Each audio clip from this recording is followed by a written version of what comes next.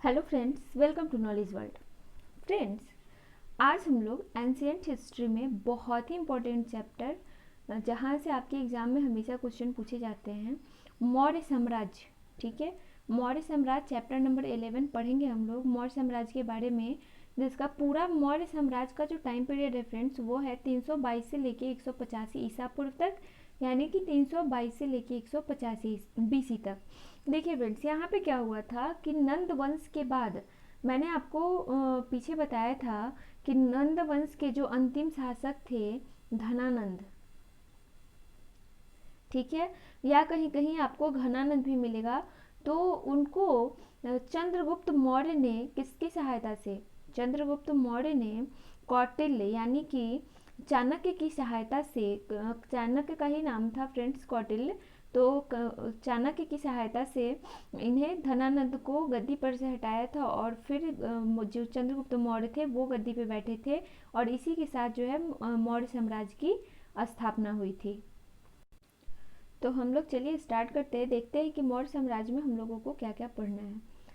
चलिए फ्रेंड्स, देखिए फ्रेंड्स, यहाँ पे क्या है, मौर्य वंश की स्थापना चंद्रगुप्त मौर्य ने किसने, चंद्रगुप्त मौर्य ने चाणक्य, जिनका एक नाम विष्णुगुप्त या फिर कौटिल्य भी था, की मदद से मगध के नंदवंशीय शासक धनानंद को मारकर की थी। ठीक है, यानी कि यहाँ पे क्या हुआ था फ्रेंड्स कि ये जो धनानंद थे वो एक ऐसा माना जाता है कि बहुत ही क्रूर शासक थे, और जब उनका शासन काल चल रहा था तो धनानंद के पास सेना तो बहुत बड़ी थी, धनानंद के पास सेना तो बहुत बड़ी थी, लेकिन हुआ क्या था फ्रेंड्स कि पूरी प्रजा जो थी वो परेशान थी, पूरी प्रजा में असंतोष फैला हुआ था, क्योंकि ये जो धनानंद थे ये प्रजा पे बिल्कुल ध्यान नहीं देते थे, और ये एक ऐसा माना जाता है कि अय्याश राजा भी थे और इन्होंने प्रजा पर बहुत ही अत्याचार किया था। और ऐसा है, ऐसी कहानियों में लिखा गया है कि चंद्रगुप्त मौर्य, ठीक है, चंद्रगुप्त मौर्य भी इनकी इनके अत्याचार का शिकार हुए थे, ऐसा लिखा गया है कहानियों में। और विष्णुगुप्त यानी कि चाणक्य को भी इन्होंने अपमानित किया था, फिर चाणक्य ने प्रतिज्ञा की थी कि वो नंदवंश को बर्बाद कर देंगे, तो ऐसा ही उन्होंने किया भी। उन्होंने चंद्रगुप्त मौर्य की सहायता से एक सेना तैयार की और उसके बाद धनानंद को मारकर उन्हें गद्दी से हटाया और फिर चंद्रगुप्त मौर्य गद्दी पे बैठे थे। तो इसलिए कहा जाता है कि मौर्य वंश की स्थापना जो है वो चंद्रगुप्त मौर्य ने की थी। अब हम लोग सबसे पहले देखेंगे कि मौर्य साम्राज्य को जानने के आखिर स्रोत क्या क्या है, साहित्यिक स्रोत हैं, लिखित स्रोत हैं, फिर पुरातात्विक स्रोत, क्या स्रोत है मौर्य साम्राज्य को जानने के लिए। देखिए साहित्यिक स्रोत में क्या क्या आता है फ्रेंड्स, पहला तो है हमारा अर्थशास्त्र, ठीक है, जिसकी रचना कौटिल्य ने की थी। अर्थशास्त्र जो एक पुस्तक है फ्रेंड्स, इसकी रचना जो है वो कौटिल्य ने की थी, कौटिल्य ने इसे लिखा था। कौटिल्य, आपको एग्जाम में आएगा क्वेश्चन कौटिल्य का अर्थशास्त्र करके, ठीक है, आपको ऑप्शन में कौटिल्य रहेगा, इसलिए चाणक्य के जो आपके और दो नाम है विष्णुगुप्त और कौटिल्य, वो आपको ध्यान में रखना जरूरी है।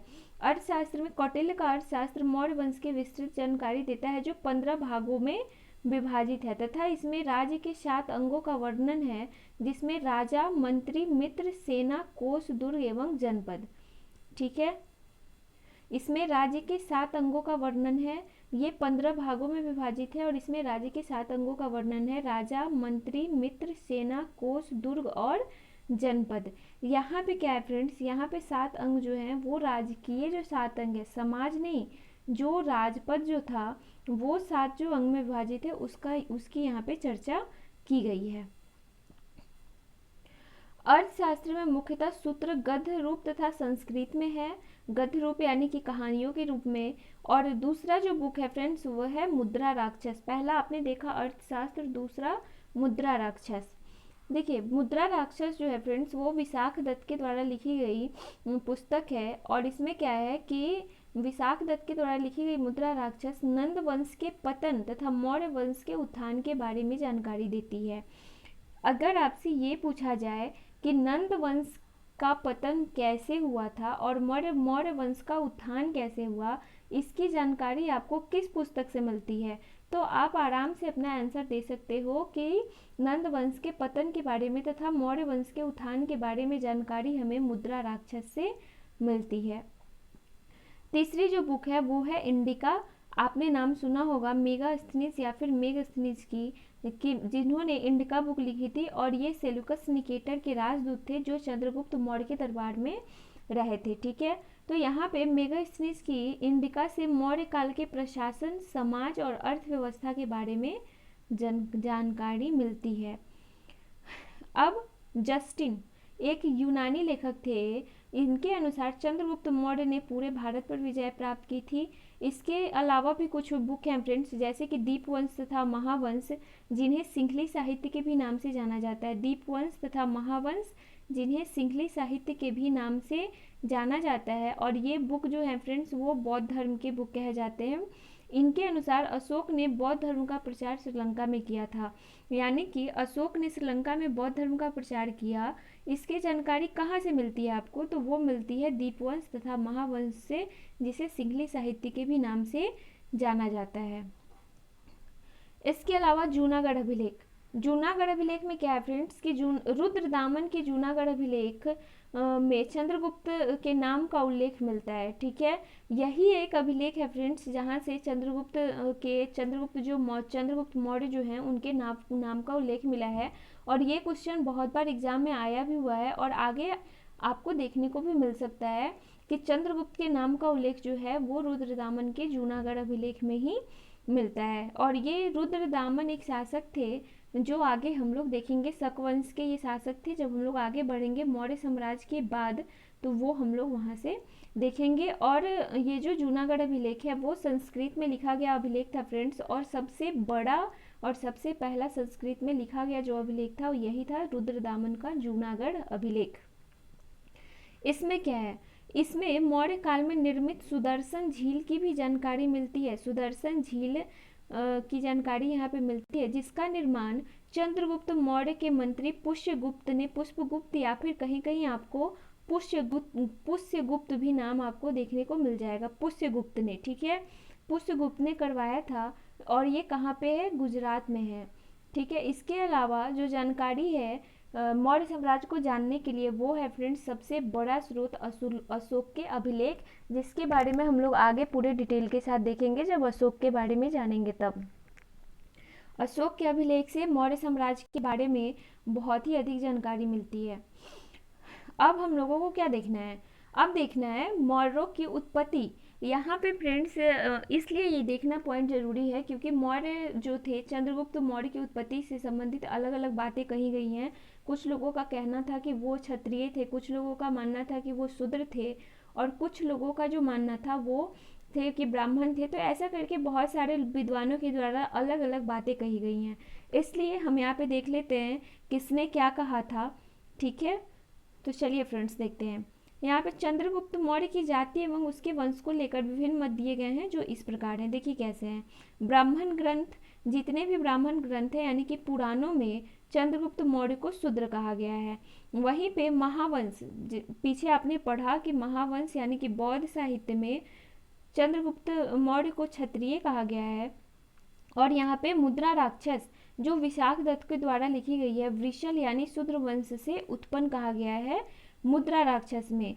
परिशिष्ट पर्वन एक बुक है फ्रेंड्स जैन धर्म की, इसमें मोर पालक का पुत्र कहा गया है चंद्रगुप्त मौर्य को। ठीक है, लेकिन सबसे अधिक जो है परिशिष्ट पर्वन जो एक जैन साहित्य है में कही गई बात को मान्यता दी गई है, और ऐसा माना गया है कि चंद्रगुप्त मौर्य जो थे वो एक मोर पालक के पुत्र थे, यानी कि वैसी जाति के थे जो लोग मोर पाला करते थे।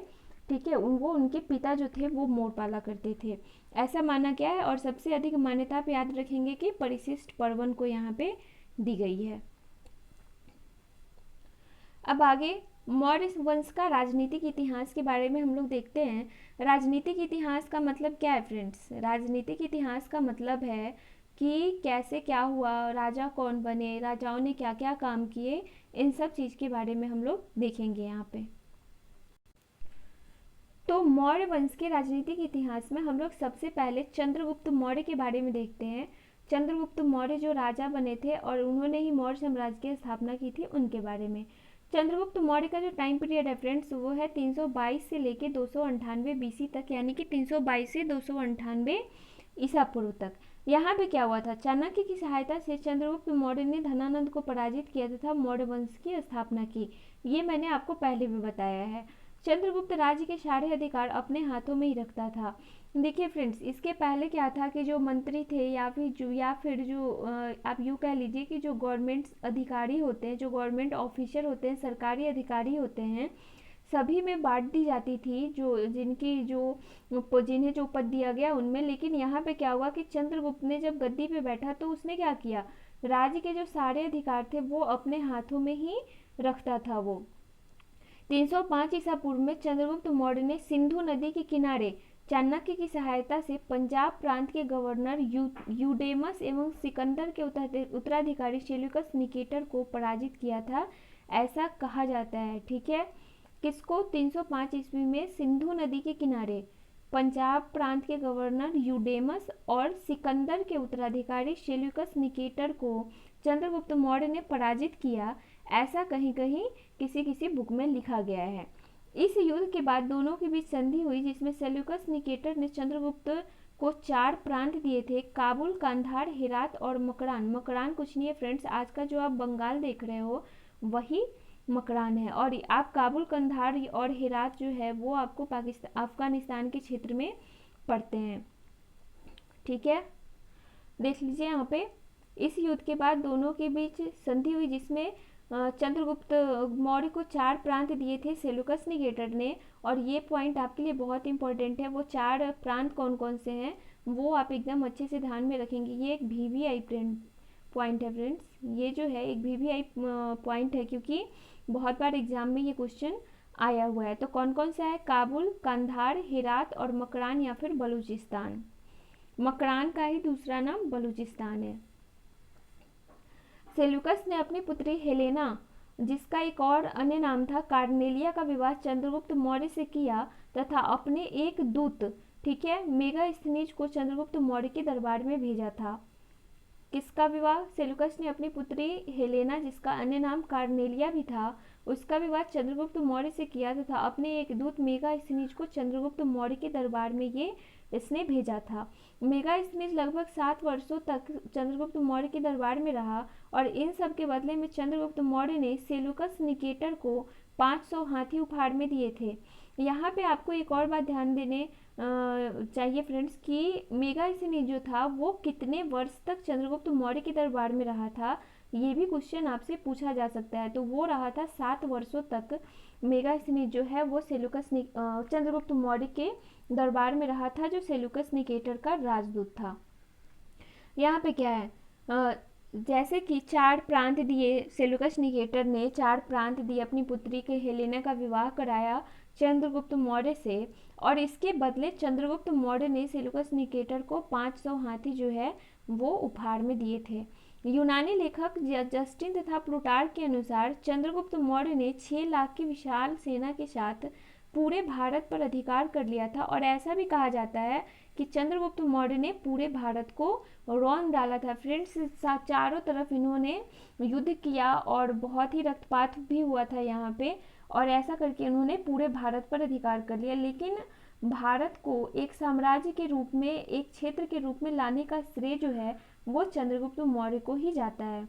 और ऐसा किसने कहा है, 6 लाख की विशाल सेना के साथ चंद्रगुप्त मौर्य ने पूरे भारत पर अधिकार कर लिया, ये किसने कहा है, जस्टिन और प्लूटार्क जो 2 यूनानी लेखक थे, इन्होंने ऐसा कहा था। यहाँ पे जस्टिन जो एक यूनानी लेखक हैं, उन्होंने अपनी पुस्तक में चंद्रगुप्त तथा सिकंदर की भेंट का भी वर्णन किया है।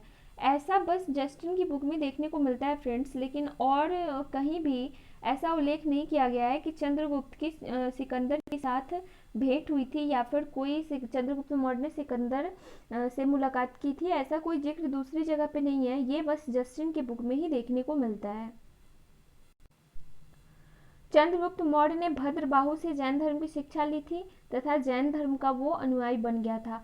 आप यहाँ पे देखोगे कि भद्रबाहु का नाम आपने कहाँ देखा था, जब हम लोग मगध के बारे में पढ़ रहे थे या फिर जैन धर्म के बारे में पढ़ रहे थे फ्रेंड्स, वहाँ पे भद्रबाहु का नाम आया था कि भद्रबाहु जो थे, ये जो भद्रबाहु थे, इन्होंने क्या किया था कि मगध में 12 वर्षों के अकाल पड़ने के बाद ये क्या किए थे, जब चंद्रगुप्त मौर्य का ही शासन चल रहा था उसी टाइम पे कुछ अपने अनुयायियों को लेकर ये कहाँ चले गए थे, श्रवण बेलगोला चले गए थे। और चंद्रगुप्त मौर्य ने भी भद्रबाहु से ही जैन धर्म की शिक्षा प्राप्त की थी। भद्रबाहु जो दिगंबर संप्रदाय के नेता थे और स्थूलभद्र जो किसके नेता थे, श्वेतांबर संप्रदाय के। ठीक है, तो चंद्रगुप्त मौर्य ने दिगंबर के नेता भद्रबाहु से जैन धर्म की दीक्षा ली और फिर जैन धर्म का अनुयायी बन गया। और यहाँ पे एक और पॉइंट आपको और देखने को मिलेगा फ्रेंड्स कि ऐसा कहा जाता है कि इसके बाद भद्रबाहु की भी मृत्यु हो जाती है, लेकिन उसके पहले ऐसा कहा जाता है कि भद्रबाहु जब यहाँ से श्रवण बेलगोला जा रहे थे तो चंद्रगुप्त मौर्य भी उनके साथ चले गए थे, क्योंकि जो 12 साल का जो अकाल पड़ा था उसके बाद चंद्रगुप्त मौर्य भी बहुत दुखी थे और उसके बाद वे भद्रबाहु के साथ श्रवण बेलगोला चले गए थे, भद्रबाहु के साथ ही। ठीक है, तो ये एक पॉइंट मिलता भी है। और जो बौद्ध जैन संगीति हुई थी फ्रेंड्स, ऐसा भी माना जाता है कि वो जैन संगीति जो हुई थी वो भद्रबाहु की मृत्यु के बाद हुई थी। तो ऐसा किसी किसी बुक में दिया गया है, लेकिन किसी किसी बुक में ऐसा भी दिया गया है कि भद्रबाहु के श्रवण बेलगोला से लौटने के बाद जब इन्होंने देखा कि यहाँ के जो जैन धर्म के अनुयायी हैं वो अच्छे से जैन धर्म का पालन नहीं कर रहे हैं, उसके बाद मतभेद हुआ और उसके बाद ही जैन संगीति हुई थी। ठीक है, तो यहाँ पे देख लेते हैं, इसी के शासनकाल में यानी कि चंद्रगुप्त मौर्य के शासनकाल में प्रथम जैन संगीति हुई, जो स्थूलभद्र के नेतृत्व में पाटलिपुत्र में हुई थी। ठीक है, यहाँ पे अपने जीवन के अंतिम समय में चंद्रगुप्त मौर्य जो थे वो जैन सन्यासी भद्रबाहु के साथ कर्नाटक के श्रवण बेलगोला चले गए तथा चंद्रगिरी पर्वत पर चंद्रगुप्त बस्ती बसाई और संलेखना विधि से इन्होंने अपने प्राण का त्याग कर दिया। तो ये एक बहुत बड़ा इंपॉर्टेंट पॉइंट है फ्रेंड्स कि यहाँ पे आप देख रहे हो कि कहीं कहीं जो दिखता है हमें, यहाँ पे कुछ अलग बात ही नजर आ रही है कि भद्रबाहु के वापस आने के बाद चंद्रगुप्त मौर्य ने के शासन काल में ही हुई थी जैन संगीति। ठीक है, तो वहाँ पे चंद्रगुप्त मौर्य अभी जा नहीं सकते हैं। और दूसरी ये बात कि शायद भद्रबाहु आए होंगे फिर ये दोबारा गए थे, तो चंद्रगुप्त मौर्य जो है उनके साथ चले गए थे कर्नाटक के श्रवण बेलगोला में। और वहाँ कहाँ पे, चंद्रगिरी पर्वत पर इन्होंने चंद्रगुप्त बस्ती बसाई थी और संलेखना या फिर यहाँ पे आप संलेखना विधि भी कह सकते हैं, संलेखना विधि से इन्होंने अपने प्राण त्याग कर दिए थे।